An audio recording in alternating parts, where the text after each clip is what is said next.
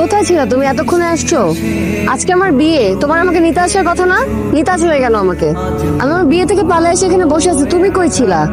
কতবার ফোন দিছো, তোমার ফোন কোথায়?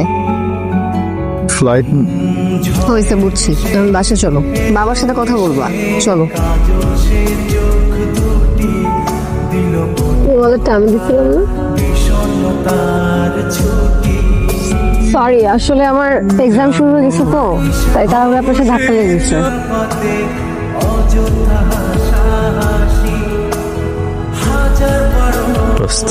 চল না, আজকে রাতে আমরা একটু চিল করি। একটা বোতল আনছি, চল না প্লিজ।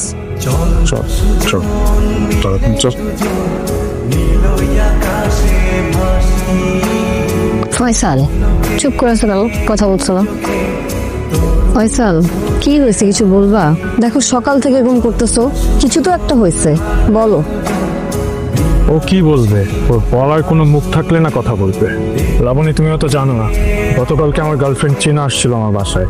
আর ওর সাথে একটু রাগারাগির পর্যায়ে আমি বাসা থেকে বের হয়ে যাই। আর ও এই সময় আমার গার্লফ্রেন্ডকে বোঝানোর ছলে ও সেটা সুযোগ নিছে। কিভাবে পারলি তুই ফয়সাল? তুই আমার ফ্রেন্ড।